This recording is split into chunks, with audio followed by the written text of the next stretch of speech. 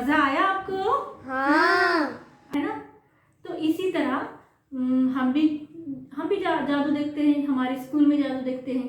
कोई हाथ का जादू करता है तो कोई दिमाग का जादू भी करता है। अब आप ये सोच रहे होंगे कि दिमाग का जादू कैसे होता है?